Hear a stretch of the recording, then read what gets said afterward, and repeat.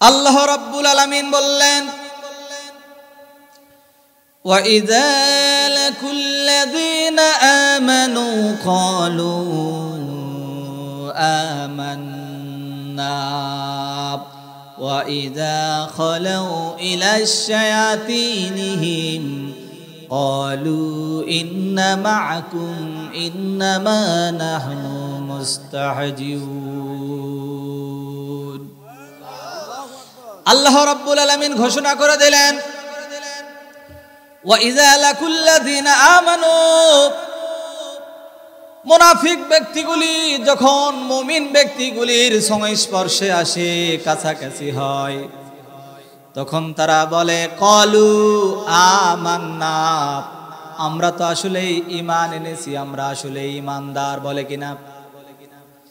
وَإِذَا خَلَوْا إِلَى الشَّيَاطِينِهِمْ, যখন তারা শয়তান প্রকৃতির লোকগুলির সংস্পর্শে যায়, তখন তারা বলে না না, আমরা তো আসলে মুমিনদের বন্ধু নয়, ঈমানদারদের বন্ধু আমরা নয়, আমরা তো আসলে তোমাদের দলের লোক, আমরা তো আসলে মুমিনদেরকে ধোঁকা দেওয়ার জন্য, ঈমানদারদেরকে ধোঁকা দিয়ে বোকা বানানোর জন্য আমরা তাদের সঙ্গে মিশেছিলাম। এই ধরনের কথা মানুষ কখন বলে? এই ধরনের মানুষ বিশেষ করে তখন বলে যখন নির্বাচনের সময় আসে, ভোটের সময় আসে, ঠিক না বেটি? যখন প্রার্থীকে বাছাই করার মতো সময় চলে আসে, তখন সবার ভিতরে এই স্বভাবটা পাওয়া যায়। এই স্বভাবটার সম্পর্কে আল্লাহ রাব্বুল আলামিন বলেছেন, এই স্বভাবটা যাদের মধ্যে থাকবে তাদের নাম হলো মুনাফিক।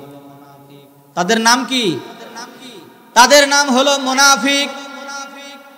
মুনাফিকরা হলো দুদুল্যমান, একটা দোলনায় চড়ে থাকে, দুই দিকে পা দেয়, দুই দিকে যায়, যখন যেই দিকে ধাক্কা খায় সেই দিকের দলে চলে যায়। যেদিকে দেখে বাতাস গরম ওই দিকে, যেই দিকে দেখে বাতাস ঠান্ডা ওই দিকে আমরা নাই। বিগত দিনে আমরা লক্ষ্য করেছি, যাদের বাতাস গরম ছিল তাদের পক্ষে সবাই ছিল।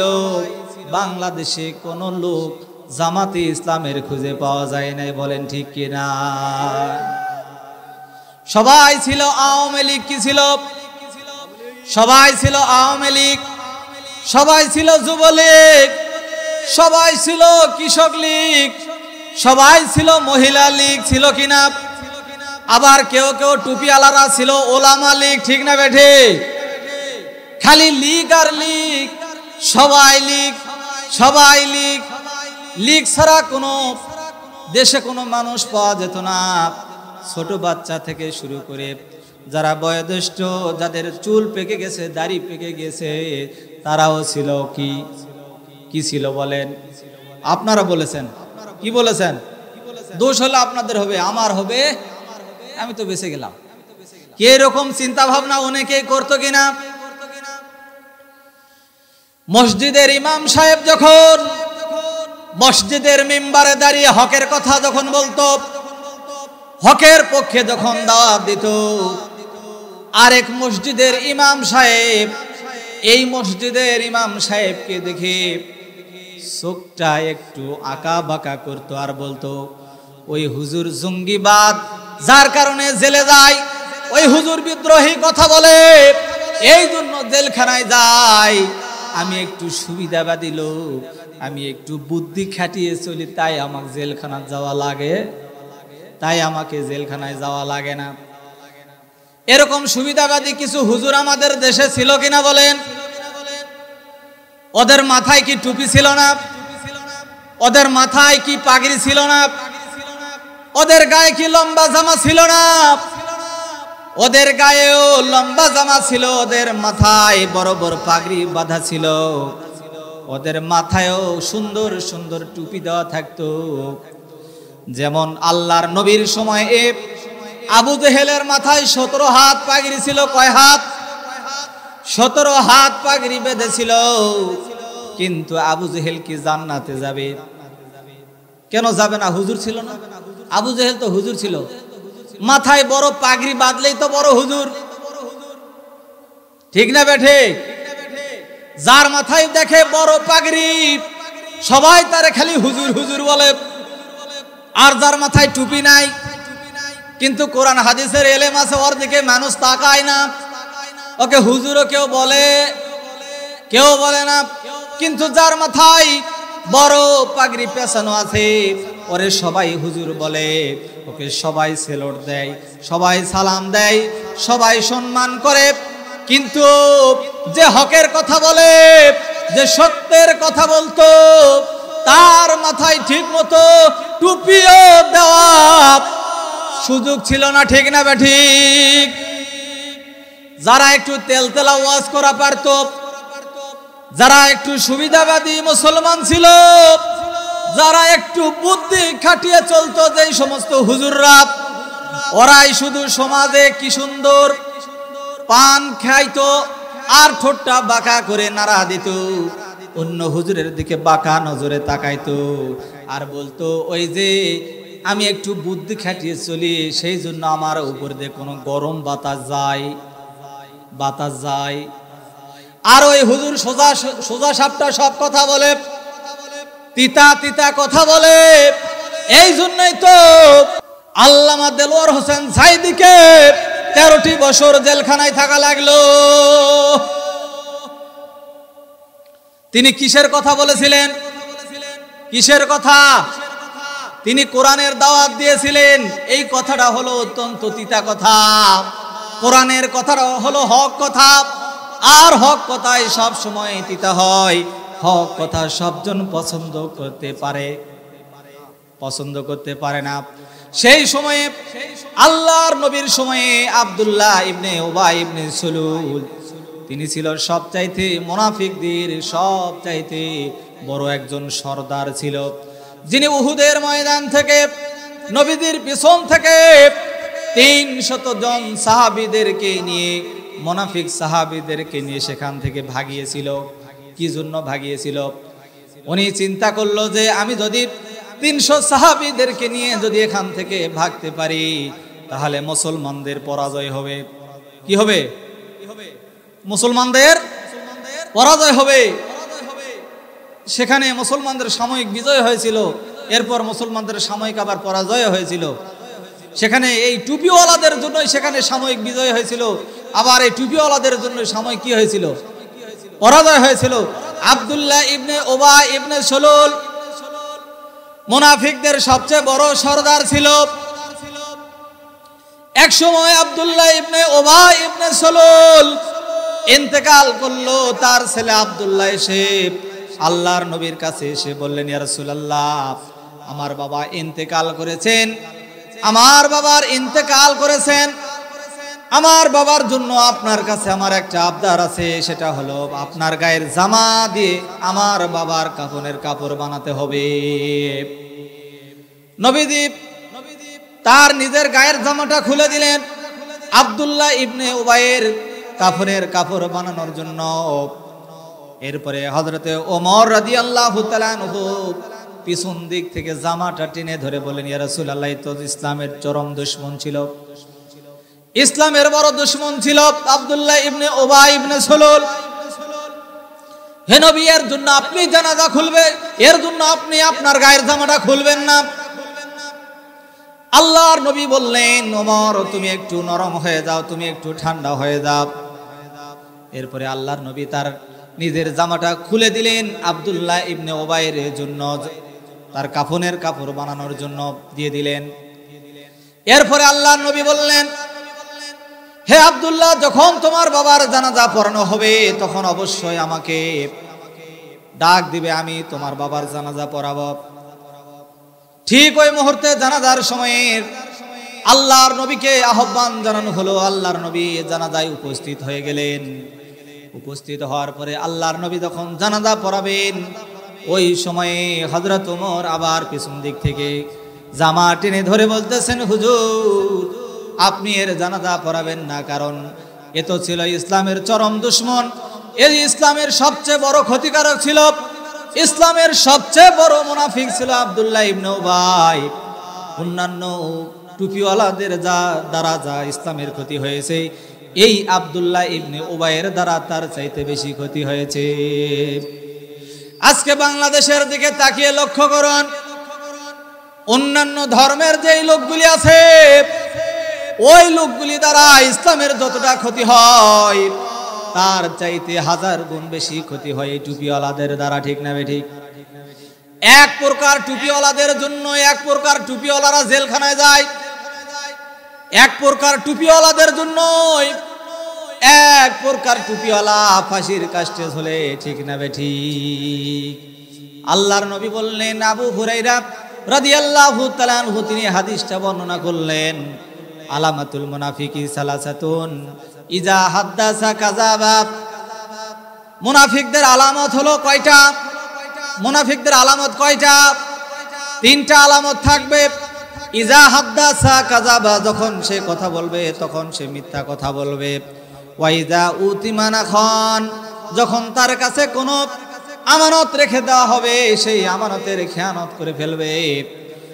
ওয়াইজা ওয়াদা আখলাফা, যখন সে কোনো কাজের প্রতিশ্রুতি দিবে বা ওয়াদা করবে তখন সেই ওয়াদা ভঙ্গ করে ফেলবে, প্রতিশ্রুতি ভঙ্গ করে ফেলবে। বর্তমান সমাজে প্রতিশ্রুতি ভঙ্গ করে এমন লোক আছে না নাই?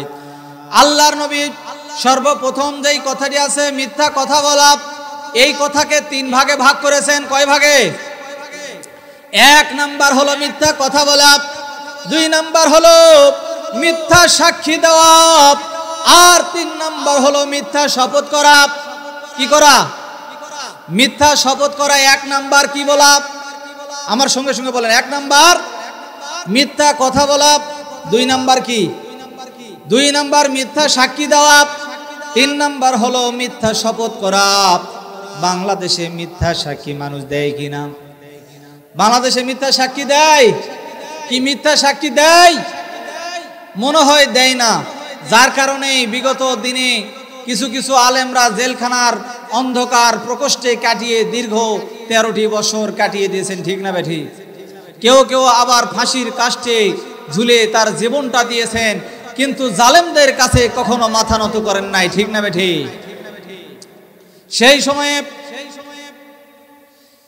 হযরতে দাউদ আলাইহিস সালাতু ওয়াস সালাম যখন রাষ্ট্র পরিচালনা করতেছিলেন, ওই সময়ে হযরতে দাউদ আলাইহিস সালাতু ওয়াস সালামের সময় একটা ঘটনা ঘটে গেল। ওই এলাকার মধ্যে সম্ভ্রান্ত পরিবারের একজন মেয়ে ছিল, অত্যন্ত সুন্দরী, অত্যন্ত সুন্দরী রমণী একজন রূপসী নারী ছিল। যেই নারীটা দেখলে সবাই তাকিয়ে থাকতো। মহিলাটা ছিল অত্যন্ত ঈমানদার একজন মহিলা, অত্যন্ত এই মহিলাটা ঈমানদার মুমিনা একজন বান্দা ছিল আল্লাহর। এই বান্দার যুবতী এই নারীকে সুন্দরী হওয়ার কারণে ওই এলাকার যেই সমস্ত যুবক ভাইরা দেখতো সবাই পছন্দ করত। আপনাদের এলাকায় সুন্দরী মেয়ে আছে না নাই? সুন্দরী মেয়ে যদি হেঁটে যায় রাস্তা দিয়ে সবাই তাকিয়ে থাকে। ঠিক না বেঠিক? এরকম ওই সময়ে 4 জন যুবক, বখাটে 4 জন যুবক ওই মেয়েটাকে পছন্দ করে ফেলল। মেয়েটাকে পছন্দ করার পরে 4 জন যুবক এক এক করে ওই মেয়েটাকে বিবাহের প্রস্তাব দিল। কিসের প্রস্তাব? আমার সঙ্গে কথা বলেন। একদিন ওই মেয়েকে গিয়ে বলল, হে সুন্দরী রমণী, তোমাকে আমার বড় ভালো লাগে, তোমাকে আমার দেখতে বড় সুন্দর লাগে, তোমার এত সুন্দর চেহারা দেখে আমি তোমার দিকে সব সময় নজর দিয়ে থাকি, অন্যদিকে তাকানোর সময় পাই না, আমি তোমাকে বিবাহ করতে চাই। ছেলেটি যখন এইরকম প্রস্তাব দিল, মেয়েটি তখন ডাক দিয়ে বলতেছেন, হে যুবক, তুমি তো এই এলাকারই একটা যুবক, আর আমি এলাকারই একজন সুন্দরী নারী, আমি একজন মুমিনা, আমি একজন ঈমানদার নারী, আমি একজন সতী সাবতী একজন নারী, আর তুমি এই এলাকার একজন বখাটে একটা ছেলে। তুমি নেশা করো, নেশার আড্ডায় তুমি যাও, তুমি বিভিন্ন ধরনের খারাপ কাজ করে বেড়াও। আমি কখনোই চাই না আমি একজন ঈমানদার নারীর সঙ্গে তোমার মতো একজন বেঈমান, একজন বেঈমান নিশাখোর ছেলের সঙ্গে আমার কখনো বিবাহ হোক, এটা আমি কখনো চাই, কখনো সুন্দরী মেয়ে কখনোই চায় না যে ইমানদার নারীর সঙ্গে আরেকজন বেঈমানদার একজন পুরুষের বিবাহ হোক। মেয়েটি বলতেছে, যুবক, আমি তো আসলে চাই যে আমি একজন ইমানদার নারী আর আমার স্বামীও হবে একজন ইমানদার। সুতরাং আমার মনে বড় আশা যে আমি আমার স্বামীকে নিয়ে ইহকালে শান্তিতে থাকব, পরকালে আল্লাহ রাব্বুল আলামিনের জান্নাতে গিয়েও শান্তিতে থাকব। ঠিক না বেড়ে? ইমানদার নারী ডাক দিয়ে বলল, যুবক, তুমি যেটা বলো না কেন তাতে আমি রাজি হতে পারি না, কারণ তুমি এই এলাকার সবচাইতে বড় একজন বখাটের ছেলে, আর আমি এই এলাকার মধ্যে সবচাইতে একজন ইমানদার যুবতী নারী। সুতরাং আমি চাই আমার স্বামী হবে একজন ইমানদার পুরুষ। বখাটের ছেলের সঙ্গে আমার কখনো বিয়ে হোক এটা আমি চাই না। এই কথা বলার পরে ছেলেটার মন কি ভালো থাকবে? কথা বলেন। ছেলেটা মন খারাপ করে ওখান থেকে বিদায় নিয়ে চলে গেল। আরেকদিন আরেকটা যুবক এসে বিবাহের প্রস্তাব দিল, হে মেয়ে, তোমাকে আমার বড় পছন্দ লাগে, বড় সুন্দর তুমি, তোমার চাহনি এত সুন্দর, যার কারণে তোমাকে আমার এত ভালো লাগে, আমি তোমাকে বিবাহ করতে চাই। দ্বিতীয় নাম্বার ছেলে যখন মেয়েটির কাছে প্রস্তাব দিল, এই মেয়েটি ওই আগের মতো প্রথম যুবককে যেমন উত্তর দিয়েছে ওই রকম উত্তর দিয়ে বলতেছে, যুবক শোনো রে, আমি এই এলাকার মধ্যে একজন ইমানদার নারী, মুমিনা একজন মহিলা, সুতরাং আমার স্বামী হবে একজন ইমানদার। আমি ইহকালে শান্তিতে থাকতে চাই, পরকালে আল্লাহ রাব্বুল আলামিনের জান্নাতে গিয়েও শান্তিতে বসবাস করতে চাই। এই জন্য আমি চাই আমার স্বামী একজন ইমানদার পুরুষ হবে। সুতরাং তোমার মতো বখাটে ছেলে আমাকে বিবাহ করুক, এটা আমি চাই না, এটা আমি কখনো চাই না। মেয়েটির কথা শুনে দ্বিতীয় নাম্বার ছেলেটিও মন খারাপ করল। এবার কয়েকদিন পরে তৃতীয় নাম্বার যুবক এসে বলতেছে, ও সুন্দরী মেয়ে, তোমারে আমার খুব পছন্দ, তোমারে এত ভালো লাগে, তোমাকে আমি বড্ড ভালোবাসি, এই জন্য আমি তোমাকে চিরদিনের জন্য আমার বাড়িতে নিতে চাই, তোমাকে আমি বিবাহ করতে চাই। এই তৃতীয় নাম্বার যুবকের কথা শুনে মেয়েটি আবার ওই যে দুইটা যুবককে যেমন উত্তর দিয়েছে ওই রকম আবার এই যুবককে ডাক দিয়ে বলতেছে, যুবক শোনো, আমি এই এলাকার মধ্যে একজন ইমানদার নারী, একজন ইমানদার যুবতী নারী, সুতরাং আমার স্বামী হবে একজন ইমানদার, আমার স্বামী হোক একজন ইমানদার, আমি সেটা চাই। আর তোমার মতো বখাটিয়া একটা ছেলের সঙ্গে, তোমার মতো একজন সন্ত্রাসী, গাঁজাখোর, ইয়াবাখোর, ফেন্সিখোরের সঙ্গে আমার বিয়ে হোক, এটা আমি কখনো চাই না, এটা আমি কখনো চাই না। এই বলে মেয়েটি যখন তৃতীয় নম্বর ছেলেকে ফেরত দিয়ে দিল, প্রথম ছেলে মন খারাপ করে চলে গেল, দ্বিতীয় নাম্বার ছেলে মন খারাপ করে চলে গেল, তৃতীয় নাম্বার ছেলে এও মন খারাপ করে চলে গেল। এবার কয়েকদিন পরে চতুর্থ নাম্বার যুবক আবার ওই মেয়েটির কাছে গিয়ে প্রস্তাব দিল, তোমাকে আমার বড় ভালো লাগে, তোমার চেহারাটা অত্যন্ত সুন্দর, তোমাকে আমার এত পছন্দ লাগে, যার কারণে আমি তোমাকে বিবাহ করতে চাই। মেয়েটি একই উত্তর দিল। মেয়েটি বারবার ডাক দিয়ে বললেন, যুবক, তোমাকে আমার ভালো লাগে না, কারণ তুমি একজন বখাটে ছেলে, তুমি একজন বেঈমান প্রকৃতির ছেলে, তুমি একজন গাঁজাখোর, ইয়াবাখোর, ফেন্সিখোর একজন ছেলে, তুমি একজন নেশাগ্রস্ত ছেলে, তুমি তাসের আড্ডায় যাও, মদের আড্ডাখানায় যাও, মেয়ে নিয়ে তোমার চরিত্রের দোষ আছে। এই জন্য আমি চাই না কখনো চরিত্রের দাগ লাগানো কোনো ছেলে আমার জীবনে আসুক। আমি চাই আমার জীবনে এমন একজন পুরুষ আসবে যেই পুরুষটা হবে ইমানদার, আমিও একজন ইমানদার। সুতরাং দুইজন ইমানদার মিলে আমরা দুনিয়ার জমিনে ঘর সংসার করব, ইহকালে শান্তিতে থাকব, আর পরকালে আল্লাহ রব্বুল আলামিনের শান্তিময় জান্নাতে যাব। ঠিক না বেটি? এটা সকলের, সব মেয়েদের মনের আশা কিনা বলেন? সব মেয়েদের মনে এরকম আশা থাকে কিনা? সব মেয়েদের মনে এইরকমই আশা থাকে, কিন্তু পরিবারের চাপে অনেক সময়ে মেয়ের বাবা যখন দেখে ছেলে নেশাগ্রস্ত হলে কি হবে, ছেলে গাঁজাখোর হলে কি হবে, ছেলে ইয়াবাখোর হলে কি হবে, ছেলের বাবার 20 বিঘা জমি আছে, ছেলের বাবার বড় কার গাড়ি আছে, ছেলের বড় মোটর সাইকেল আছে, ছেলের বাবার অনেক টাকা পয়সা আছে, ছেলের বাবার 5 তলা বিল্ডিং আছে, ছেলের বাবার বড় ব্যবসা আছে।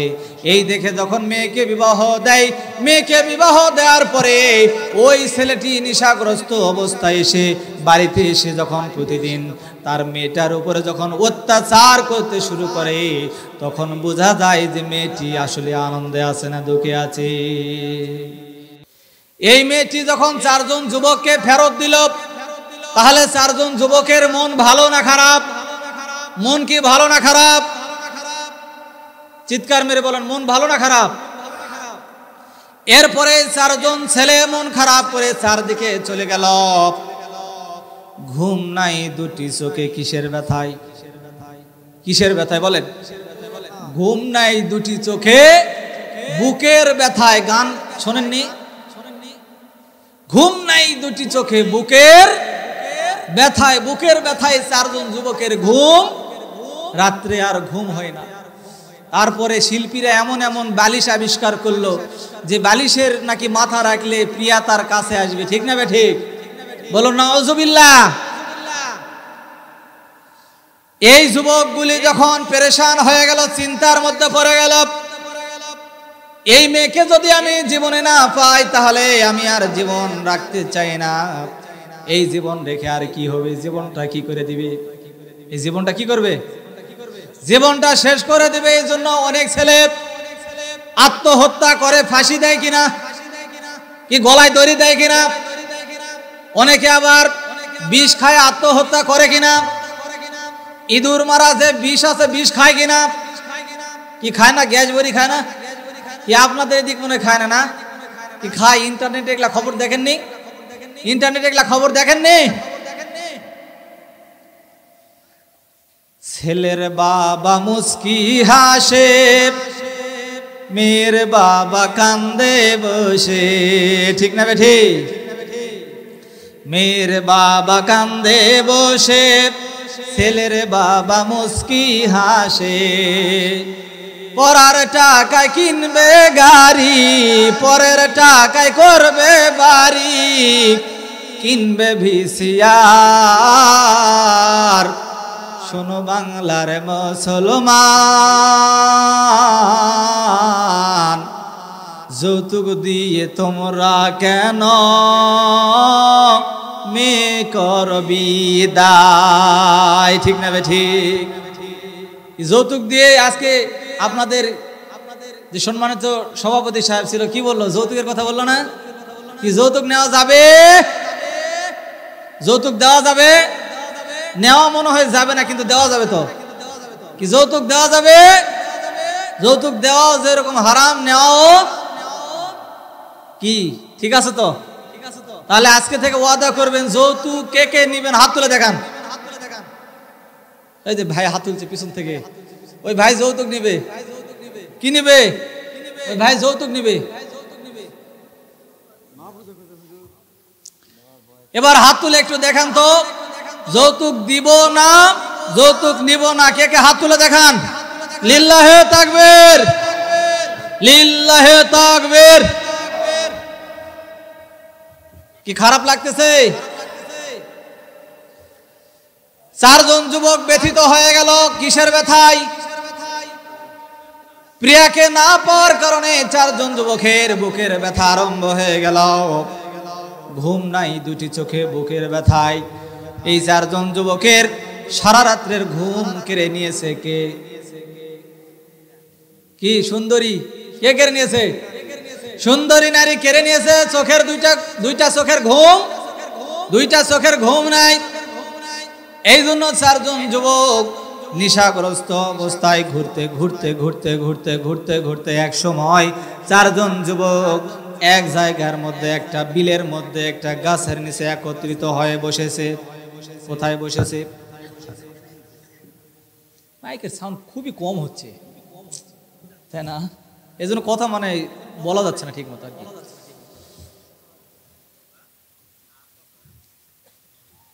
4 জন যুবক কোথায় গিয়ে বসলো? কোথায় বসলো? গাছের নিচে একটা মাঠের মধ্যে 4 জন যুবক একত্রিত হয়ে চারজন যুবক তাকায় দেখে চারজনই বন্ধু। চারজনই বন্ধু, এলাকার চারজনই বন্ধু। চারজন যুবকের মধ্যে প্রথম নাম্বার যুবক এখন ডাক দিয়ে বলতেছে, বন্ধু তোমরা শোনো, আমার দুইটা চোখের ঘুম সুন্দরী একটা মেয়ে কেড়ে নিয়ে গেছে। সারা রাত আমি ঘুমাইতে পারি না, সারা রাত আমি ঘুমাইতে পারি না, বুকের ব্যথায় ঘুমাইতে পারি না, চোখের ঘুম নাই, জ্বালা যন্ত্রণায় আমি ঘুমাইতে পারি না। যার কারণে নেশা করতে করতে বিলের মাঠের মধ্যে এসে দেখলাম একটা বড় গাছ, গাছের নিচে আমি বসিয়ে পড়েছি। এই চাচা যাচ্ছেন কেন? মজার ঘটনা আছে, বসেন। মজার ঘটনা আছে ইনশাআল্লাহ এরপরে। চারজন যুবকের মধ্যে এক নম্বর যুবক বলতেছে, বন্ধু তোমরা একটু শোনো, আমি একটা মেয়েকে বড় ভালোবাসি, মেয়েকে পছন্দ করি, কিন্তু মেয়েকে যখন বিয়ের প্রস্তাব দিলাম মেয়েটি নাকচ করে দিল। মেয়ে আমাকে বিবাহ করার জন্য নাকচ করে দিয়েছে, পছন্দ করলো না। আমি ওখান থেকে মন খারাপ করে চলে এসেছি। এবার তিনজন যুবক মিলে বলতেছে, বন্ধু কোন মেয়েটার কথা বলতেছে? বলে ওই যে জুরিনা, ওই যে সকিনা, ওই যে নাসিমার কথা, কোন একটা মেয়ের কথা বলছে।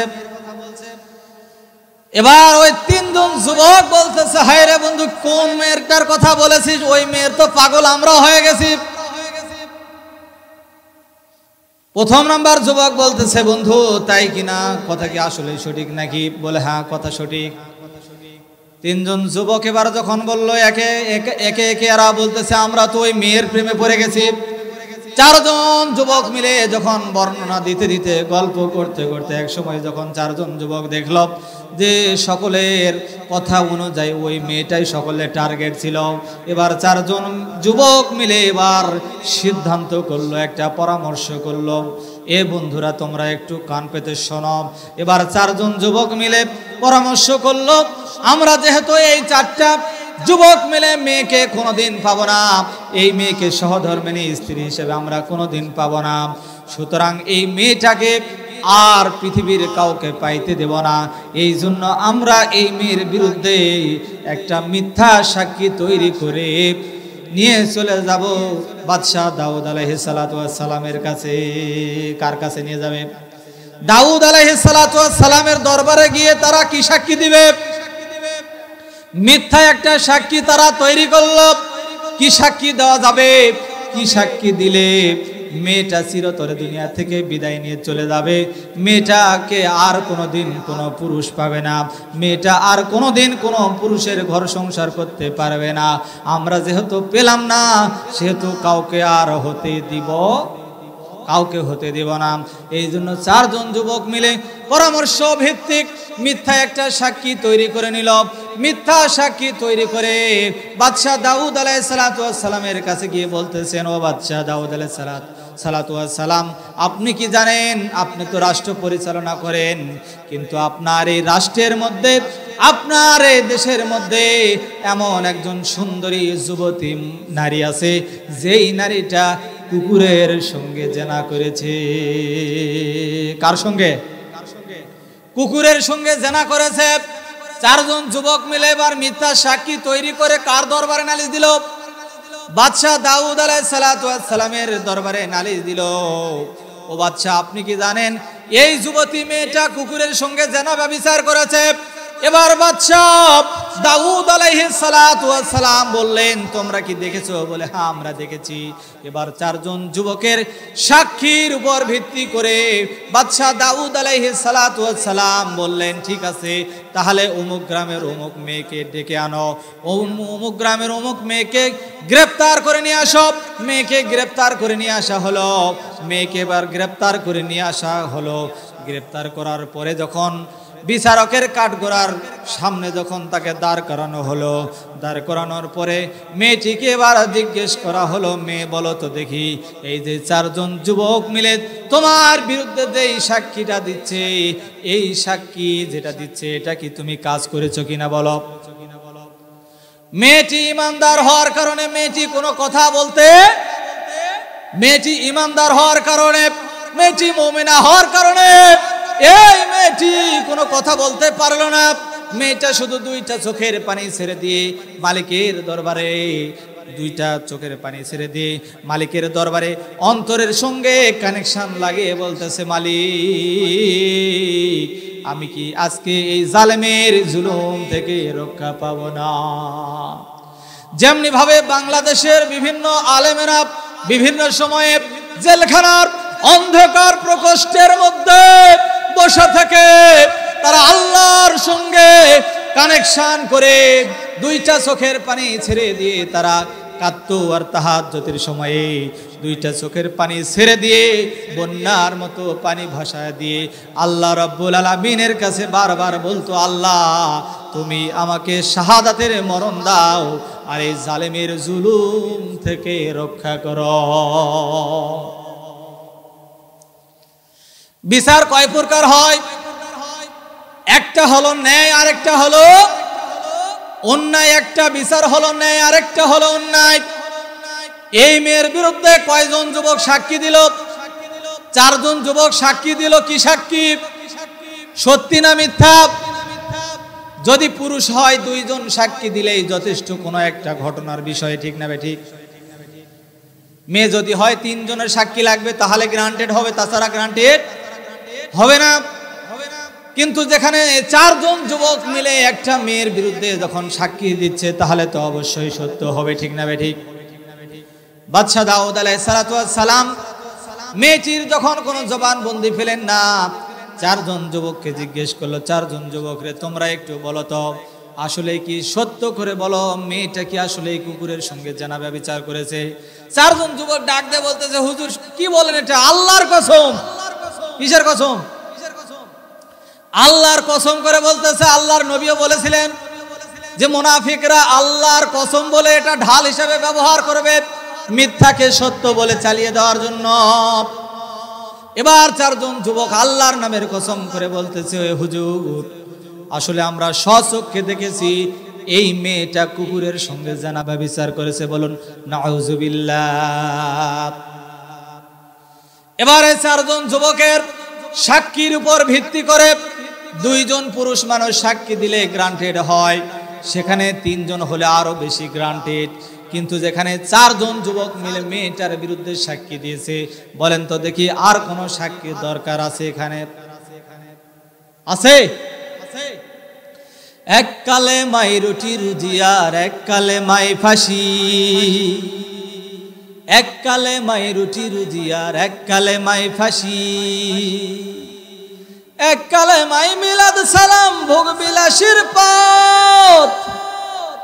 এক কালে মাই জেলের তালাব রাসূলের উম্মত। কোন কালে মাই থাকবে তুমি জানাও জগৎবাসী। কোন কালে মাই থাকবে তুমি জানাও জগৎবাসী। এক কালে মাই রুটি রুজিয়ার, এক কালে মাই ফাঁসি। এক কালে মাই রুটি রুজিয়ার, এক কালে মাই ফাঁসি।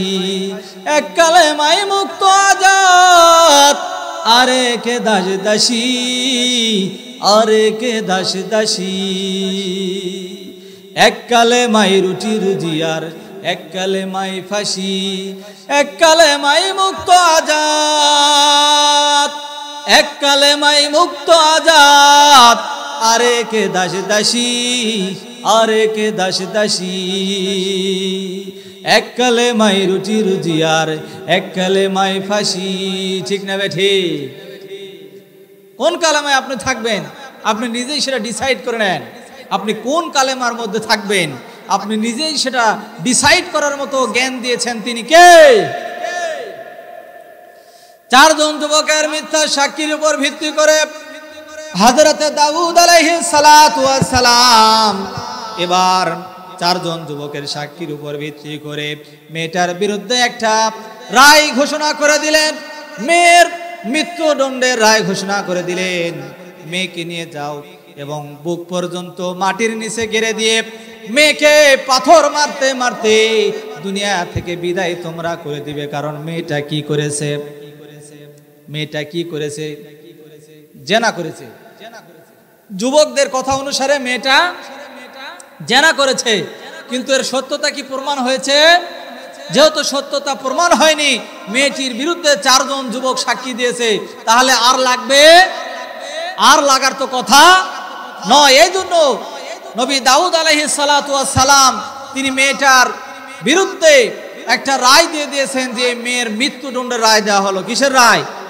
মৃত্যুদণ্ডের রায় দেওয়া হলো। যে মেয়ে যেহেতু কুকুরের সঙ্গে জেনা ব্যভিচার করেছে, সেহেতু এই মেয়েকে মাঠের মধ্যে নিয়ে গিয়ে বুক পর্যন্ত পুঁতে কঙ্কর মারতে মারতে, পাথর মারতে মারতে কোথা থেকে বিদায় করে দিতে হবে? দুনিয়া থেকে বিদায় করে দিতে হবে। এটা কিসের আইন? এটা কিসের আইন? এটা কিসের আইন?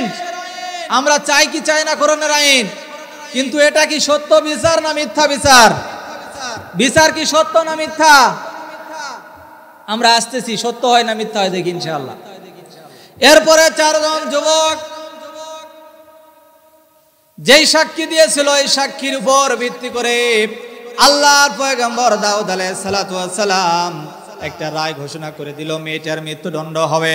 মেয়েকে পাথর মারতে মারতে দুনিয়া থেকে বিদায় করে দিতে হবে।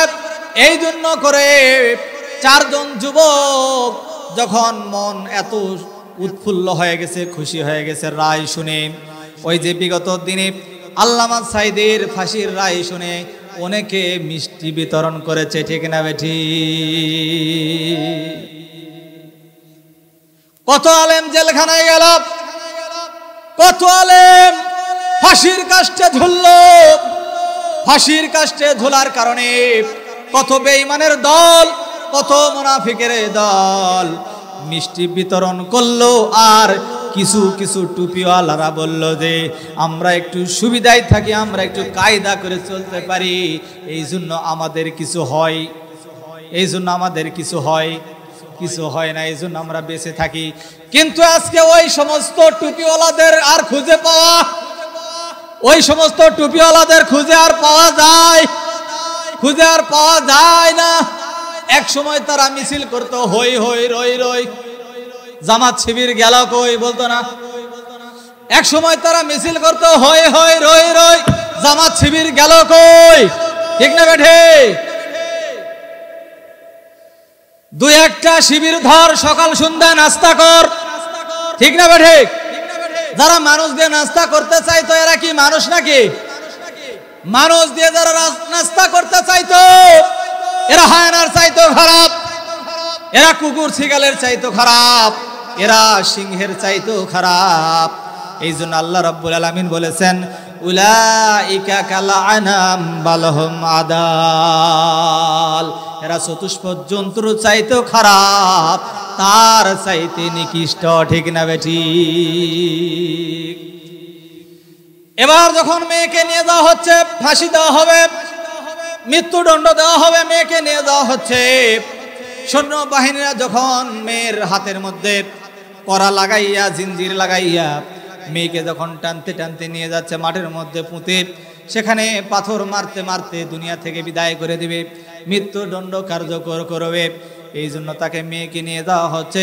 এমত অবস্থায় 4 জন যুবক একটা কোণার মধ্যে দাঁড়িয়ে থেকে 4 জন যুবক হাতের সঙ্গে হাত লাগাইয়া, মুখের সঙ্গে মুখ লাগাইয়া মুস্কি মুস্কি হাসতেছে। এই মেয়েটিকে যখন হ্যান্ডকাপ পরে যখন নিয়ে যাওয়া হচ্ছিল, মেয়ে কোনো কথা বলে না, কিন্তু মেয়েটা 2টা চোখের পানি ছেড়ে দিয়ে কার দরবারে কেঁদেছিল সেদিন? কার দরবারে কেঁদেছিল? আলেমরা জেলখানায় কার কাছে কেঁদেছিল? জালেমের জুলুম থেকে বাঁচার জন্য কার কাছে কেঁদেছিল? যেই সমস্ত ওলামায়ে কেরামগণ জেলখানার মধ্যে ছিল, ফাঁসির কাস্টে ঝুলেছে, তারা সাহায্য চেয়েছিল কার কাছে? কার কাছে চেয়েছিল? জালেমের জুলুমের কাছে কোনোদিন তারা মাথা নত করে নাই, বরং ফাঁসির কাস্টে ফাঁসির রশিটা নিজের গলার মধ্যে চুম্বন দিয়ে নিজেই ফাঁসির কাস্টে ঝুলে গেছে, ঠিক না বেটি? ফাঁসির কাস্টে ঝুলে জালেমের জুলুমের কাছে তারা মাথা নত না করে বিশ্ববাসীকে একটা মেসেজ দিয়েছেন যে সব কিছু দেওয়া যাবে, কিন্তু এই মাথাটা একমাত্র যার কাছে দেওয়া যাবে তিনি কে? জীবন দেওয়ার মালিক কে? মরণের মালিক কে? সম্মান দেওয়ার মালিক কে? আবার সম্মান যিনি কেড়ে নিতে পারেন তিনি কে? মেয়েটা দুইটা চোখের পানি ছেড়ে দিয়ে কাঁদতেছিল, মালিক তোমার শাহী দরবারে আমার আবেদন, মুখের কথা যদিও বলতে পারি না, কিন্তু অন্তরের খবর জানে তিনি কে। প্রত্যেকটা চোখের পানির ফোঁটায় ফোঁটায় হিসাবে বাংলার জমিনে হবে ইনশাআল্লাহ বলেন।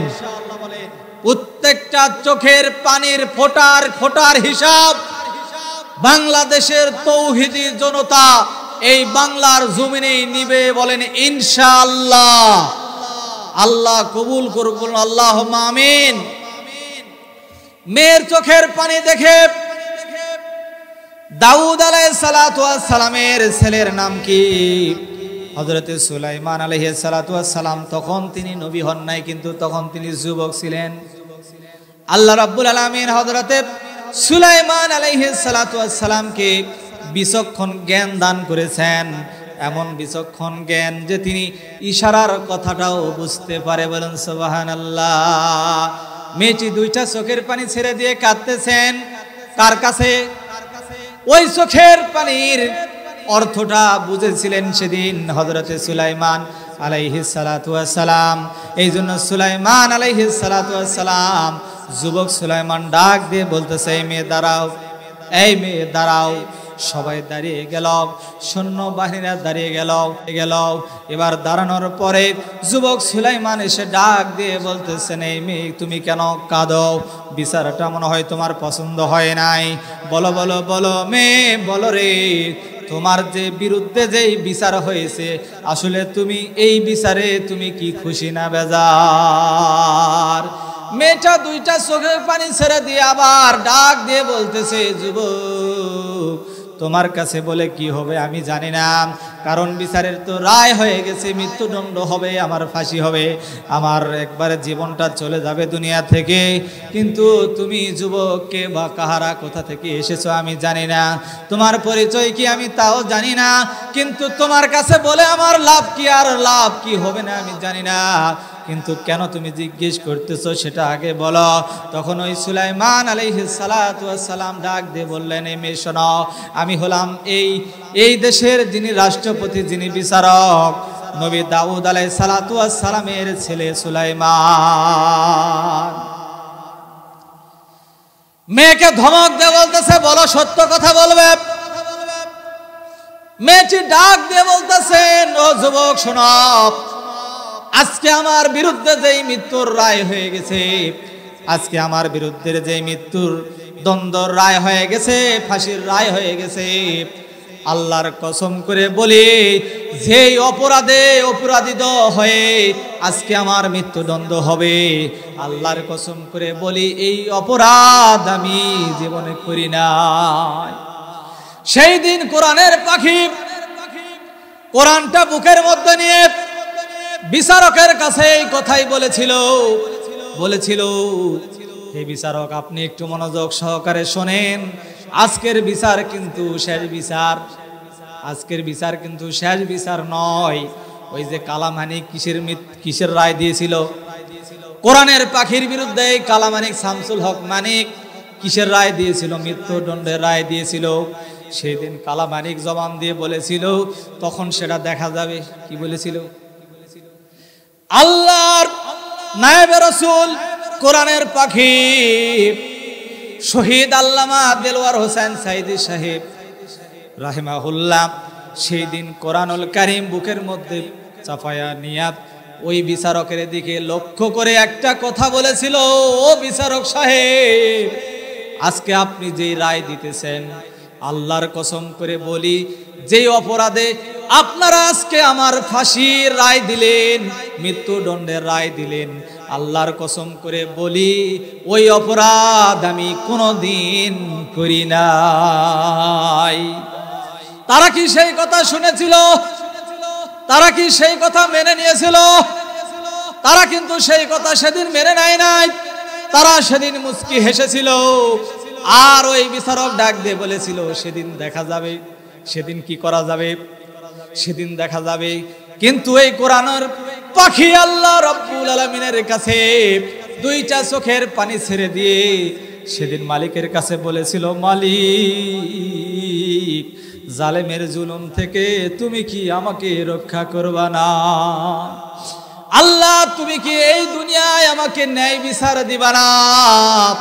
জালেমের জুলুম থেকে যদিও আমি বাঁচতে না পারি, আল্লাহ, যেই অপরাধে আমি অপরাধিত হই নাই, এই অপরাধে যারা আজকে আমাকে লাঞ্ছিত করতেছে, আল্লাহ, এই দুনিয়ার জমিনে তুমি তাদেরকে মানুষের সামনে লাঞ্ছিত করে দেখাইও। দোয়া কবুল হয়েছে কি হয় নাই? কি দোয়া কবুল হয়েছে কি হয় নাই? দোয়া কবুল হয়েছে কি হয় নাই?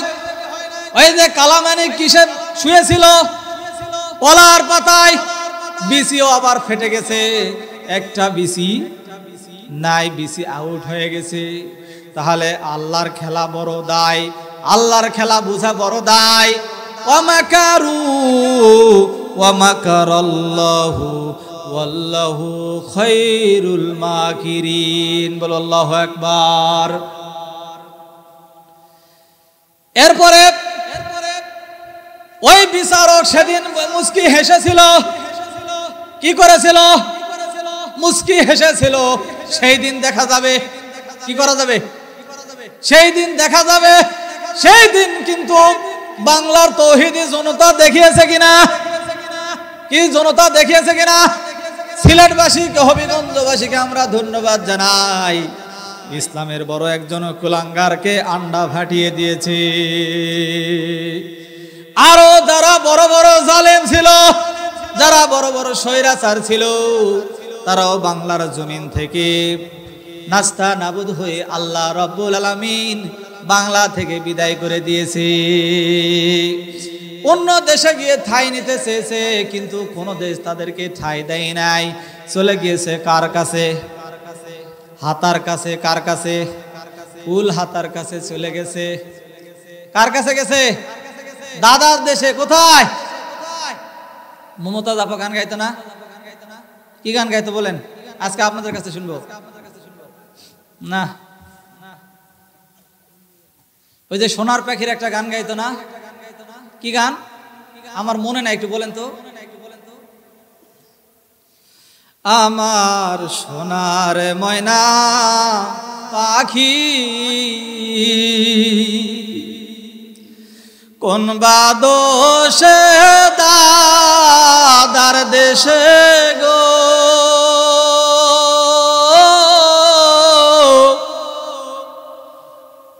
দিছে উড়াল ফাঁকি রে আমার সোনার ময়না পাখি,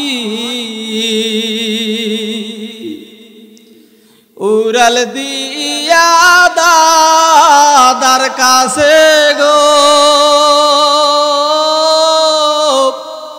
দিয়া মোদের ফাঁকি রে আমার সোনার ময়না পাখি। পাখি বিনে কেমনে আমি যে একা একা থাকি রে আমার সোনার ময়না পাখি, উড়াল দিয়া দাদার দেশে রে,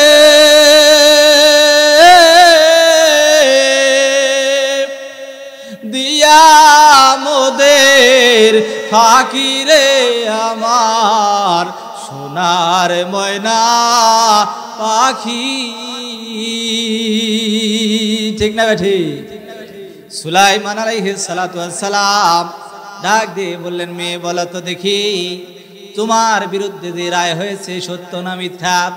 মেয়েটি ডাক দিয়ে বললেন, যুবক, আল্লাহর কসম করে বলি, আমার বিরুদ্ধে যে রায় হয়েছে এটা সম্পূর্ণই মিথ্যা।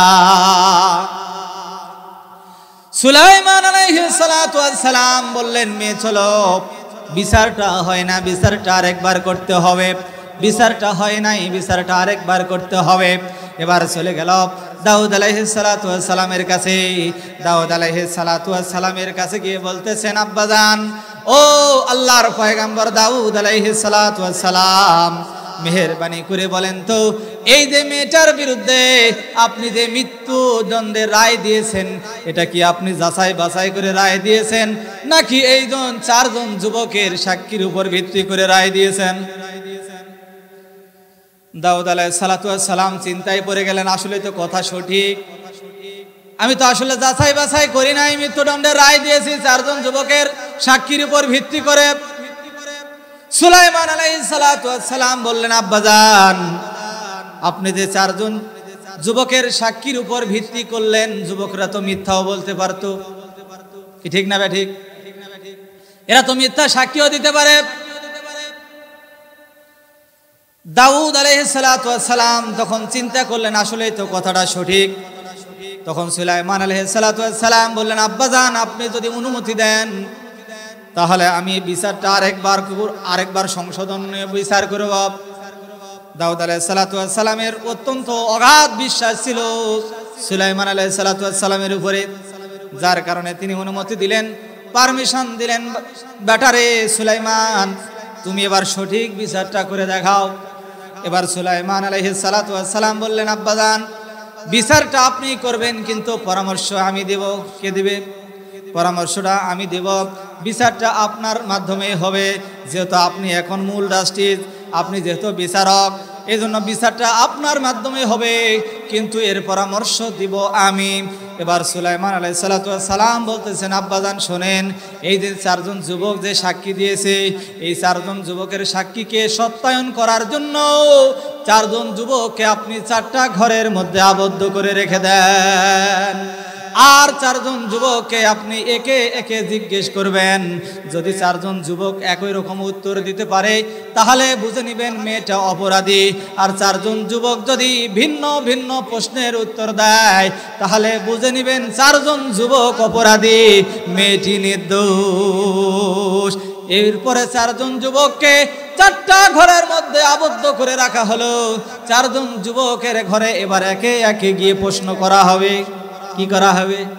কবরে যেরকম প্রশ্ন করা হয়, মান রব্বুকা, তোমার রবকে, এরকম চারজন যুবকের কাছে গিয়ে তার প্রশ্ন করা হবে। কি করা হবে? প্রশ্নের উত্তর কে কে শুনবেন? হাত তুলে দেখান। লিল্লাহে তাকবীর।